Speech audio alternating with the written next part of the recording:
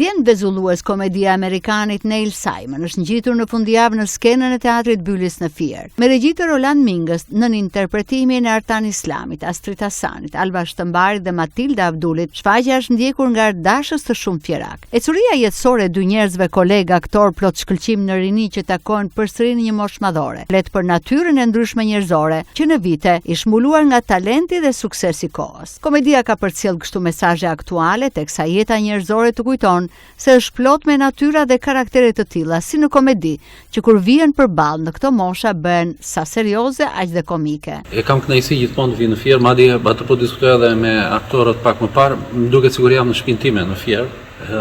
Gjithmonë e kemi ndjerë veten kështu. Fierin, spektatori i Fierit na ka pritur vazhdimisht, na ka pritur mirë dhe ne japim me kënaqësi shfaqjen në Fier. Djend vezullues është e një autori amerikan, Neil Simon, një shfaqje e cila e thjesht shumë komunikative, por me mesazhe të fuqishme, dhe unë kam theksuar para së gjithash me mesazhin e miqësisë. Dhe në botën e artit, ata janë dy aktor, protagonistët e shfaqjes janë dy aktor të cilët janë mëritur me njëri tjetrin gjatë viteve, por për hir të artit, për hir të shfaqjes, ata i lënë me njanë këto dhe para së gjithash prevalon miqësia. Ajo çfarë e bën këtë shfaqje interesante janë edhe aksesorët e saj të domosdoshëm. Në fundit teatri është aktori. Aktori protagonist në këtë rast është Astrid Hasani, një figurë familjare për qytetin e Fierit, aktor me përvojë, i cili ka krijuar një figurë shumë interesante, shumë realiste. Artan Islami, aktori i teatrit të Vlorës, aktor një personazh sfidues për moshën e tij, dhe kanë krijuar një dyshje simbiotike, do të thosha unë, plotësojnë jashtëzakonisht njëri tjetrin për të ardhur pasaj për të kurorzuar, për të kornizuar me personazhe të tjerë, Alba Shtëmbari në rolin e mbesës, aktore re dhe me perspektivë, do thosha, aktore teatrit të Vlorës, me sharm aktorial, dhe Matilda Avduli në një rol karakteri jashtëzakonisht interesant. Skenografia është e Drini Sheut,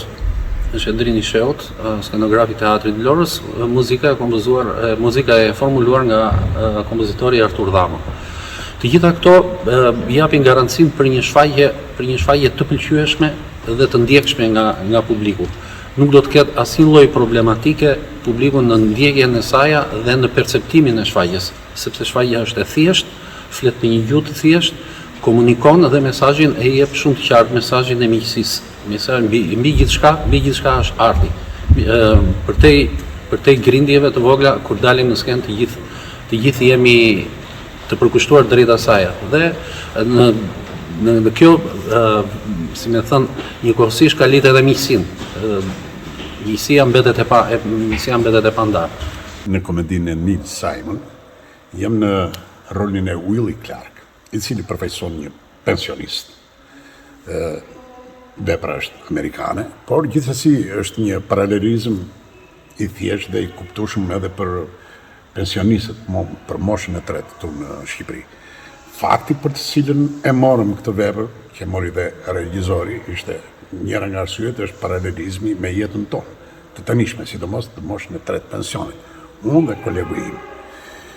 Morali i veprës është për këta pensionist që pak a shumë janë si të abandonuar, jeta ka bërë të vetën, jeta është e zhurshme, e vrullshme, fëmijët janë larguar, këta kanë mbetur vetëm, ka qenë aktor, është për edhe unë edhe kolegu im të dy jemi aktor në personazh, aktor tashmë në pension, por gjithsesi nostalgjia për vitet që kanë kaluar i thërret gjithmonë edhe duan të kthehen gjithmonë në të ardhshme.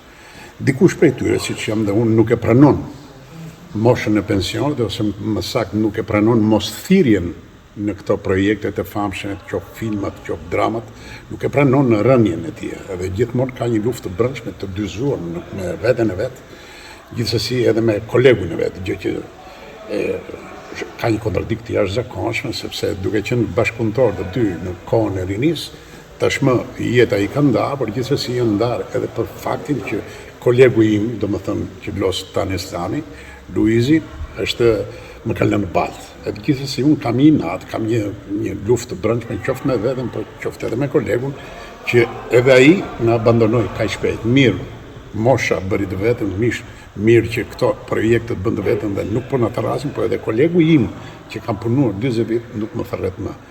Pra kjo është pak a shumë në vija të përgjithshme, e gjithë morali i fabulës kalon me situata humori, por gjithsesi ka edhe dhimbjen brenda, dhimbjen e të qenit pak sa i abandonuar dhe dhimbjen që mosha ka bërë të vetën, po që këta nuk duhet ta kuptojnë që jeta ecën përpara dhe natyrisht e ardhmja i mbetet brezit të ri dhe jo këta.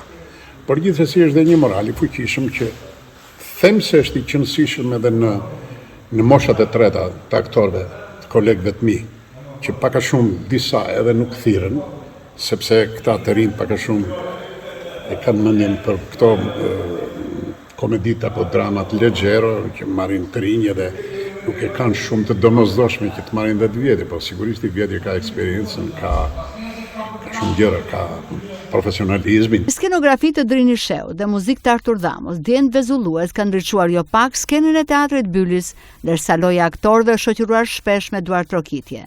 Kjo shfaqje vjen pas suksesit të komedisë Djendë vezullues në teatrin Migjenit të Shkodrës.